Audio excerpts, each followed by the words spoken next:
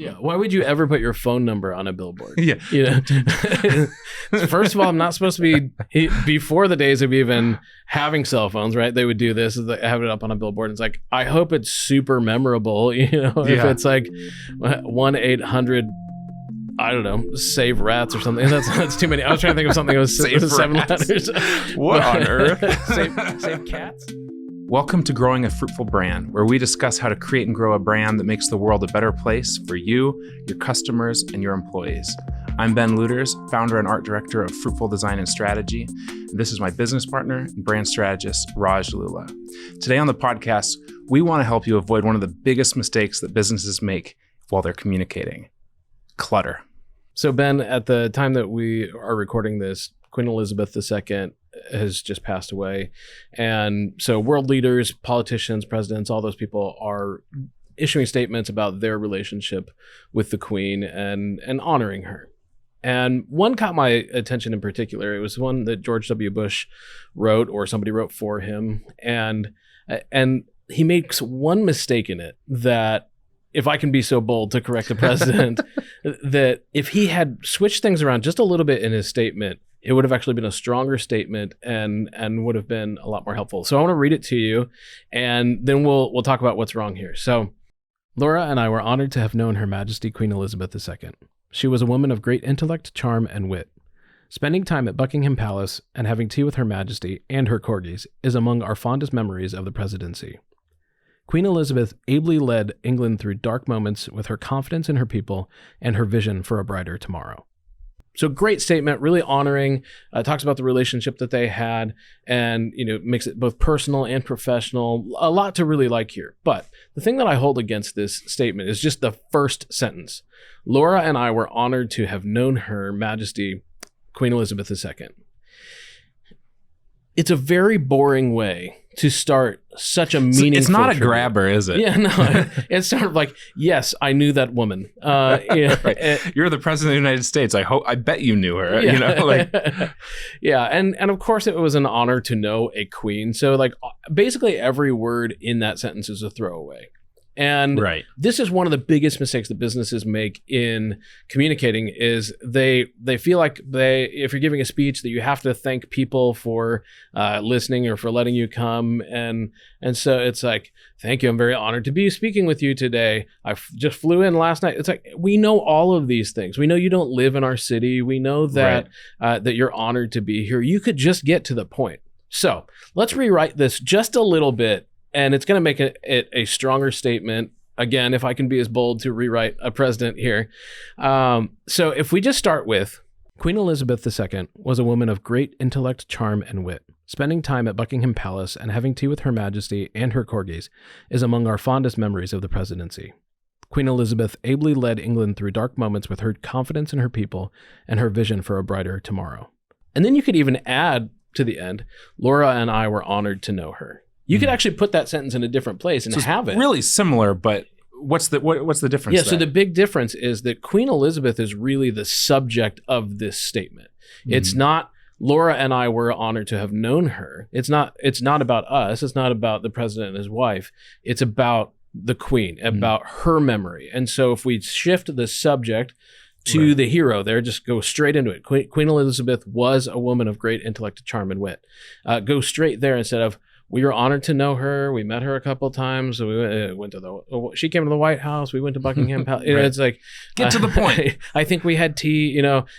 Instead, just going straight into how great he thought she was, and that's such a more honoring statement because it doesn't even start with us. It starts with, man, she was amazing, and that changes the entire tone of it. It makes it stronger, makes it punchier. And then you can add that sentiment at the end. We were honored to have known her. That's great. And it actually has more impact for that statement as well.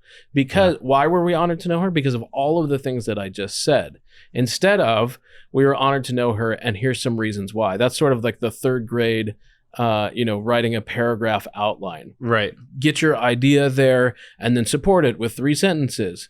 Instead, let's have the main idea of this sentence be how great we thought that she was. Right. And then support it with some sentiment later on. not all the rules that you learned in third grade about writing Right. are applicable to public communication, to marketing, to advertising, those things. So it's been a while since George W. Bush has been criticized so harshly on the media, but I know he listens to this podcast. So if you want Raj to help you write your next speech, just let us know.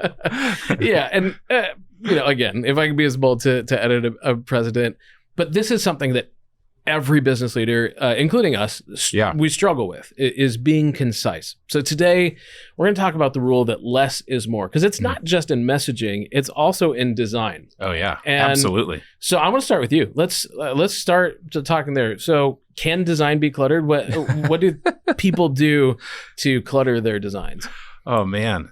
Everything under the sun. That's the better question is like, can design be simple? Because I think that, a lot of times, it's a kind of a rookie designer mistake is just to like grab more ideas, more inspiration, more things, and to kind of, just really clutter things up. You see it a lot in website design. There's just a lot of stuff there that just doesn't need to be there. One of the things that we're really committed to is a website is best and most effective when it's trying to accomplish really one thing. There's one call to action, there's one clear thing. But when people try to make their website, everything, it's like it succeeds in doing nothing well, and it really kind of can confuse. And so, between having stuff like the company history and awards and certification that aren't really relevant to the person visiting the website, bad photos everywhere, or even, as a graphic designer, I think sometimes we want a website that's cutting edge and trendy and has like lots of movement and lots of graphic, just lots of elements that make it cooler maybe. Yeah. But it's not really, it's not accomplishing or helping us get closer to the actual main goal of the website. Yeah. It's distracting from what it could be doing by trying to be cool. Yeah. Now, one thing that not everybody knows about our relationship is that we actually started out where I was on the other side of the table, where you were my designer. I was working for a private college, and I hired you as a freelance designer. And so I actually learned a lot of these lessons from you. I became a better communicator from working with Ben. And it's because I would ask him to make a flyer, a website, anything like that for us, and I would give him a ton of information about dates and times and locations and the history of the thing that we're trying to do, paragraphs of text, all of that. And then he would ask me to cut it down, and that's something I've always actually really admired about you as a designer. Thank you, Raj. Is that you had the leadership to lead me as a client, and you had the boldness to lead me as a client. And we mentioned that sometimes those designy things can be distracting. I would say that's probably 10% of what's wrong with websites. I think that 90% of what's wrong with websites is that the client says, hey, I'm the client. This is expensive. This is a big project for me. I need everything to be on here. Right. And so, designer, you're here to take orders from me. And what you did really well for me was push back and say, hey, I am here to serve you. But the best way I can serve you is for you to have less on here. And that makes it more powerful. It makes it easier for people to grab onto it right away. One of my favorite things that Donald Miller says is that people don't read websites, they scan them. And that's definitely true for me. Story brand, yeah. And so we scan headlines, we look at the bullet points, and then sometimes we go back for a second or third read of a website, and then we'll watch the video. Then we'll read the paragraph. But the first time that we're introduced to something, we scan it to see if it's even relevant to us. So most of the time, and I'm not complaining about our clients because we try really hard to serve our clients well in this area, but most of the time when there's too much stuff on a website, it's because the client asked for it and the designer just took the order. They didn't push back or lead the client. One of the classic ways that we see this, one of the ways that, I've seen this so many times, and I know you have too. You might be guilty of this. So sorry, I'm not trying to offend anybody. But the classic one is the old scrolling header graphic area at the top of a website. So what happens here is, maybe the designer or a copywriter, like they're trying to really hone in on what that main message is, that main point, right? And they might have gotten it down, but then the client is like, yeah, but we've got other main points. We've got other important things, and we have these events coming up, and we have, we have different audiences. Like maybe, we're speaking to this one audience, but we got more audiences. So what do they say? Hey, let's put a graphic at the top of the website that scrolls, and every 5 seconds before you've had a chance to read the first one or even digest it, you're getting a whole new message. And it makes perfect sense from the client's perspective. The person building the site is like, look, I got all of the things I've ever wanted to say have now been said, checked off the box. The problem is the people experiencing that, it's overwhelming. They don't have time to digest all the information. They're like, oh, I thought this was the point. Oh, this is another point. Oh, they got an event coming up. They don't know what to focus on. You've communicated your point, but it hasn't been received well. It's like, trying to drink out of a fire hose.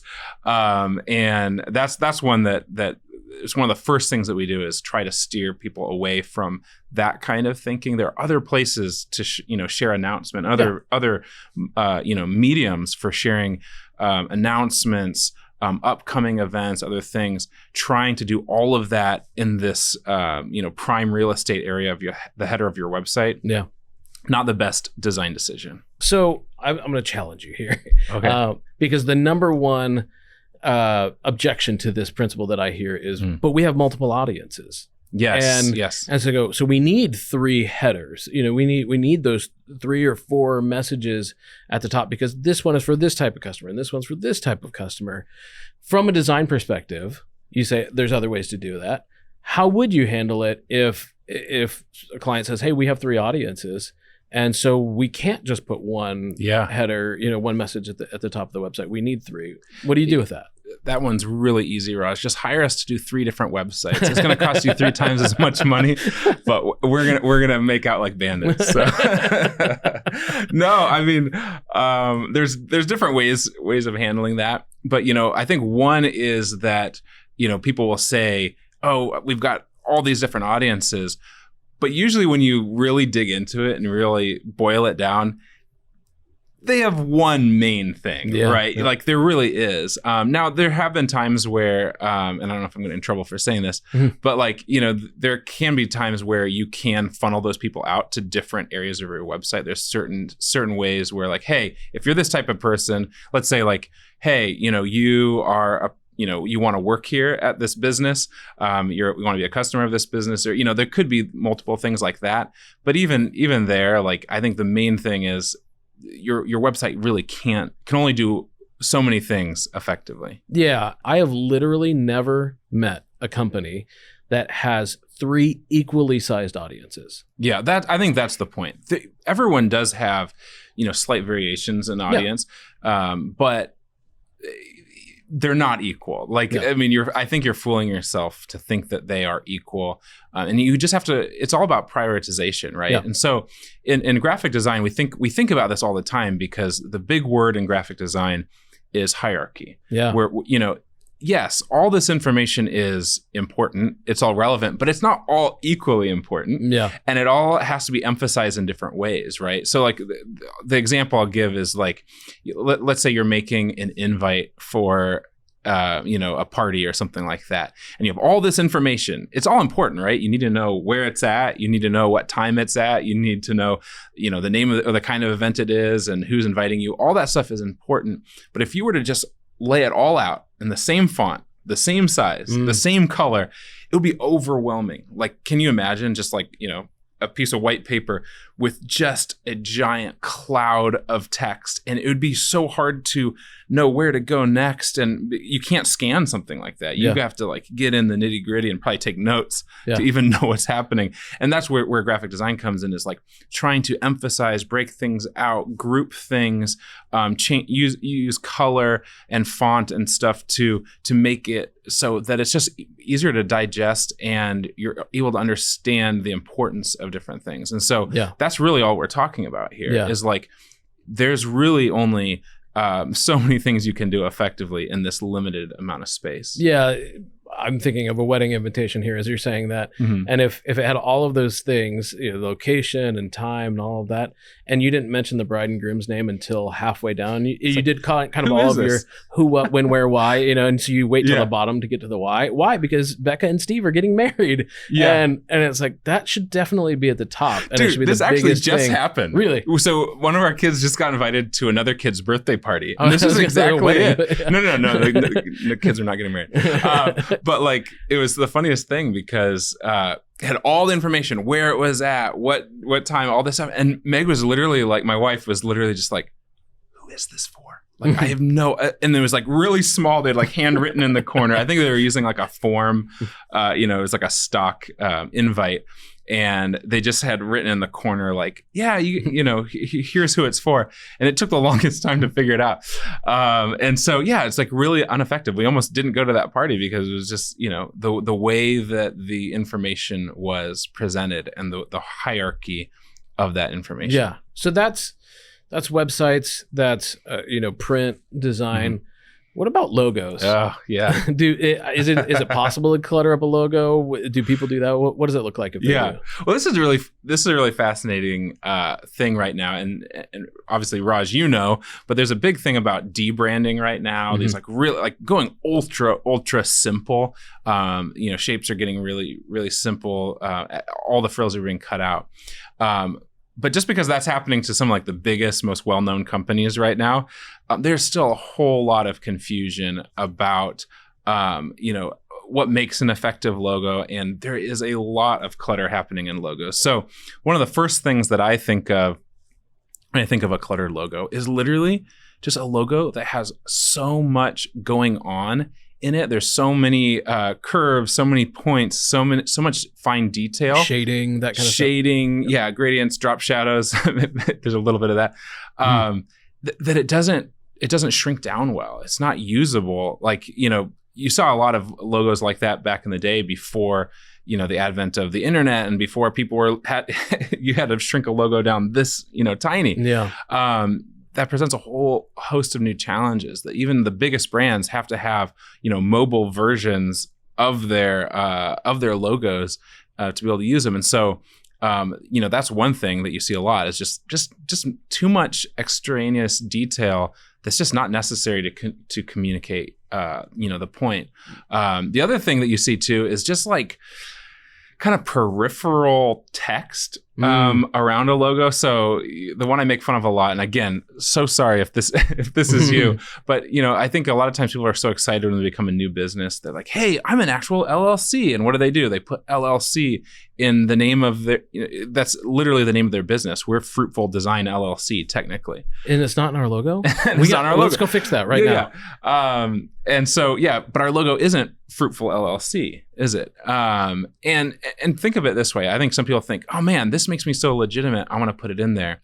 But just think of the biggest companies that If you saw the Apple logo or the Nike logo with LLC at the end, right? It did. Nike doesn't even use their name in their logo. No, it's just like the swoop. I mean, so that's the point. Is like the most effective and the biggest brands you see actually have the least amount of stuff going on. Yeah. And so sometimes when you add always having your full tagline in your logo, or always having the LLC or the year you're founded in your logo, that actually kind of, it hurts your credibility. I think it kind of makes you actually look more amateurish, which I think is the opposite of what people are going for. It's like, no, we were founded in 1887. That's such a selling point, and maybe there's a place for that somewhere else in your communication. But definitely not in your logo. Well, and even that piece of authority, right? Founded in 1887. Sure, maybe for a bank that you want to make sure that they're not going to close up shop during the Depression and be like we've been through a lot of hard times, so trust us. It's a wonderful life, and everybody's trying to get their cash out of the bank, and it's like, hey, we've been around, we went through that, we're still here. Yeah, maybe, but for most other businesses, like I honestly wouldn't care if my landscaper has company is like 4th generation and they've been around for 100 years or more. Yeah. And it's like, cool, I can't ask anybody who was around in 1887 if you did a great job. The best ones are the ones that are founded like yesterday. So it's like in some ways founded in 2022. This will age well eventually. yeah, exactly. I mean, I think there's like a boldness there. It's like, hey, we're planning to be here a long time so that, someday this will look. But the point is, it's clutter. It's not necessary. Again, there may be a place for it, maybe in your LinkedIn bio. But I would argue, and I think most designers would be on my side on this, there's no place for it in your actual logo. One that sticks out to me is Ace Hardware said Ace Hardware in their logo. Okay, great, pretty standard. They took away the word hardware, and now it says Ace, the helpful place, which ironically to me is less helpful. It's like it's in their logo. Right. They took out the main descriptor of what they are. Yeah. And it's like, can I show up to Ace and like just drop my kids off? Will you babysit? Because that would be helpful to me right now. We will help you with literally anything. Well, that's okay. So Shine your shoes, I'm glad you mentioned that. All right. So we've been kind of ragging on like LLC and taglines and stuff, but people might be thinking like, wait, does this mean I should get rid of the descriptor in my logo? And so this is a kind of an interesting point, right? Because you see a lot of people doing this differently. Yeah. Like for example, famously, Apple doesn't even have the word Apple. It's literally just an Apple now. And sometimes you'll see Nike spelled out, but almost always it's just that. And swoosh. Apple used to be Apple Computer. Exactly. So they were even further. Right. They've gone back twice here in simplicity. And so I would say rule of thumb is, for if you're like this huge brand that's been around a long, long time, and you have the benefit of, people all around the world in different languages and cultures, they can see your logo and know exactly what you are. You have the luxury of maybe dropping computers off of there, dropping that off. But for a lot of people, especially when they're just starting, it is helpful to have a helpful descriptor. Now for us, our logo most often is seen just Fruitful, and that's pretty common with a lot of agencies. But we do have a version of our logo that is Fruitful Design and Strategy. That's what it says on our door, because we think that'd be helpful for people that aren't familiar with it. And we have a seal that has that says Fruitful Design and Strategy. And we actually added the word strategy after several years after I joined the company, because people didn't necessarily realize that was a service that we offered. Right. And it's half of what we do here. So, so sometimes it's actually helpful to be more descriptive in your branding. It really kind of just depends on how well known your company is, and if people really understand, we probably could have gone the other direction and gotten rid of design and just been Fruitful, kind of like this logo behind us here, and been just as well off. But being just Fruitful Design was confusing to people. So we either had to go to one more descriptor or go to no descriptor at all. We chose to go the other direction because it was helpful to our audience. Exactly. If your brand gets to a point where you're like, man, we are so well known, we have so many billions of dollars in the bank, no one is ever confused. We should get rid of the descriptor on our call logo. Us with those billions. We'll just take it right off your logo. It's totally We'd love to help you remove the descriptor from your logo and charge you money for it. But I would venture to guess that that's not most of the people watching this and listening to this. And so having a helpful descriptor, that's good, but it's all that extraneous stuff that the last thing I want to say is one that kind of popped in my mind is you see this not super often, but having like the name of your company in like the symbol of your company logo, and also having the name next to it. So like if any of you are familiar with the company West Corporation, they literally have their logo is like a square with the word West inside of it, and then it says West next to it. So it's like West. That's the kind of stuff we're talking about, where it's like, this is not really helpful. We need to simplify this stuff so it doesn't cause confusion or eye rolls.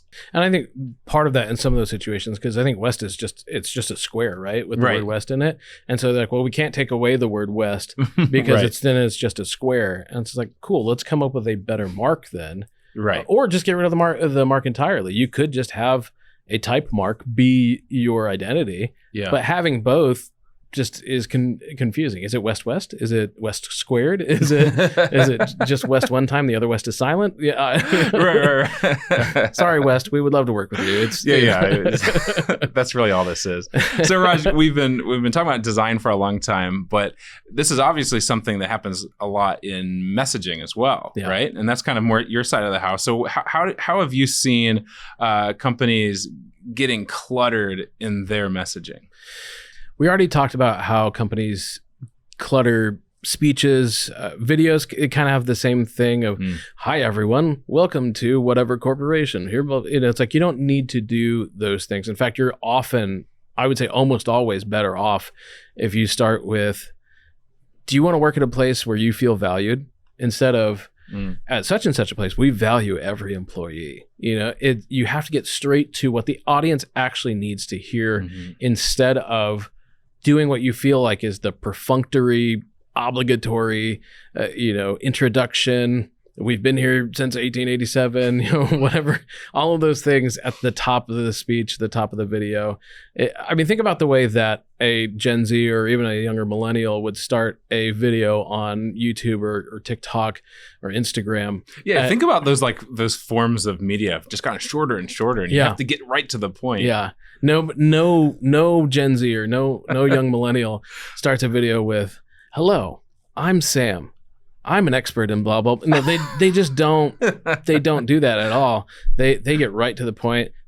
They can be mocked, rightfully so, for the, hey guys, kind of thing. Yeah. But just hopping on here to give an update on the construction of my pool. But the good videos, the ones that catch your attention, start with a clear issue, a clear problem, a clear aspiration that your audience has, and you just get right to it. Now, Ben talked a little bit before about clutter on a website. Company history is definitely one of those things. It absolutely does not belong on your homepage. The only little piece of company history that you should put on your homepage is in the authority section of your website. And again, this is kind of assuming that you have a story branded website that clearly calls out the problem, the stakes of not solving that problem, then gets to the solution and your authority to solve that.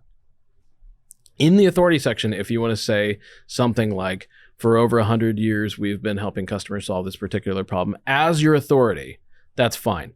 It is absolutely not fine to say, since my grandpa started this business with 1 truck and 3 chickens, whatever, 100 years ago, that's our authority. No, people have stopped reading. They're already gone. Right. Just get straight to, why is this relevant to you? Why is this authority?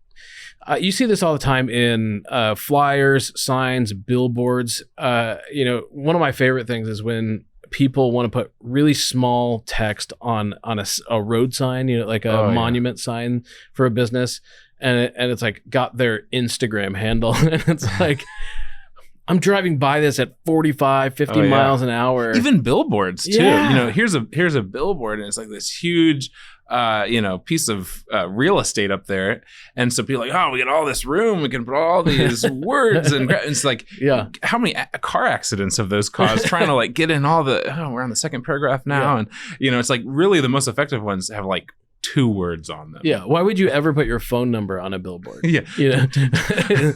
First of all, I'm not supposed to be, before the days of even having cell phones, right? They would do this, have it up on a billboard. And it's like, I hope it's super memorable, if it's like 1-800, I don't know, save rats or something. That's too many. I was trying to think of something that was 7 letters. What on earth? save cats, save dogs. That's still 8. But anyway, point being, if you insist on getting a billboard, which is not necessarily my first recommendation for your marketing, but if you do it, then you'd be better off just having a clear description of the problem that you solve and maybe a clear call to action. So, we waterproof basements, call today for your free estimate. You don't even really need to put your phone number on there. In fact, I'd advise against it. People aren't going to capture that while they're driving by at 60 miles an hour. Right. They're probably even better off trying to just get Siri to call you if they're going to call you from the road. Hey Siri, call Thrasher or something like that. But otherwise, there's just no point in putting that information on there. There's not even really much point in putting your website on there. Your logo, the problem you solve, and a call to action. Again, if you're going to do a billboard. If you're thinking about a billboard, there's about a million more ways to be effective, and call us. We'll offer some of those to you. I'll tell you what they are for free. Absolutely. So Raj, we've talked about, less is more, less is more, less is more. Is less always more? No. Thanks for asking. No, less is more, except when it's not. Sometimes more is more. But there's one specific time that's true, and that's when you're being generous with your audience. You want to give them things of value as often as you can afford to. And so let's talk about what that means. We're doing a website for a company called Arcadia Construction right now. And one of the questions they get often, very frequently, is, how much does it cost to do any kind of renovation? And so on their website, they're just going to include a free renovation estimator, a worksheet that will help people kind of get a ballpark, not maybe down to the exact figure, but a ballpark of how much it's going to cost. That is so cool. Yeah. And that's something of value. And so as often as you can afford to give away information that's of value to your audience, the more favorable they're going to be to your brand. And especially when the economy is a little bit goofy and, every other week somebody's predicting either a dire recession or we're on the rebound, and people are maybe holding their dollars a little bit more tightly. This is a good way to just build that relationship with them while they're not ready to purchase. And who knows, even by the time this airs, it could be, it could be that week we'll either hear that the economy is being hit by a meteor, or it'd be like, golden days are here again. It's going to be one or the other. Who knows? But the point is, this is why you should always be offering as much value to your customers as you can for free. And another organization that does this really well, NP Dodge, we've had the opportunity to connect with them several times, and they position themselves as a local expert on great restaurants, attractions in the city. They make it great to live in our city, or at least they show you why it's great to live in this city. And they're not selling those restaurants. They probably would if you asked them to, sell your restaurant, but at least your real estate for it. But that's not why they're doing it. They are doing it to help people want to live here, to buy a home here. And it's a service to people who do live here or want to live here. And I think that's just such a great way of them providing value to their potential customers, to people who just live here, and they elevate their brand in the process. Another example, if we can be a little bit self-serving here, is this podcast. I mean, today we're helping you avoid a communication mistake that almost everyone makes, and we're doing it for free. And we don't necessarily get anything out of it other than just we want to be helpful to you. And, if in the future you have a communication problem you don't know how to answer, then hopefully you'll see us as people who could be a good resource to you. But in the meantime, you can take action on this. You can just take exactly what we talked about today and go get to work on it for free. And we're here to help you. So speaking of action, what is a call to action that we could, leave our audience with today? Like what's like, if there's one thing they could do to, embody this less is more principle, what would we suggest them to do? Take whatever you're about to communicate next and try to cut it down by 50%. I know it sounds extreme, but believe me, if you're writing a headline for a website and it's 10 words, see if you can get it down to 5. If you are, writing a speech, then cut down as much as you can of the, thank you for having me here, all of that kind of banter stuff at the beginning. Just get straight to the point. Hey, do you have this problem? Here's how we solved it. People will thank you for being that clear, that direct. And then if you need to tack it on to the end of, it's been a pleasure being with you today, whatever, some kind of call to action, that's great. But just get straight to the point. And so that's for messaging. Literally try to cut the number of words that you're going to communicate in half, and your audience will thank you. Same goes with design, though. Yeah. I mean, if your website is a certain size, see if hey, could we do a 50% of these pages, or 50% of the copy or images on the pages? Like, how could we be more concise and basically think of that as making it stronger? Think of that as a positive thing, that, less truly is more when it comes to your website, and even your branding as well. Yeah. Can we have fewer things in our navigation on our website? Can we have fewer calls to action? You should really only have one main call to action on your website, and then you can have a transitional one that collects email addresses. But if you have learn more, kind of all of those things scattered across your website, cut it down to one main call to action. So we call that the 50% rule. Right. Try to cut everything down to 50% of what you were going to communicate, and it will be stronger. Thanks for joining us today on Growing a Fruitful Brand. If you found today's show helpful, don't forget to subscribe and consider sharing it with someone who might also enjoy it. If you'd like to work with Fruitful on a branding, website, or messaging project of your own, you can always reach out on our website, fruitful.design. So until next time, don't forget to grow something good.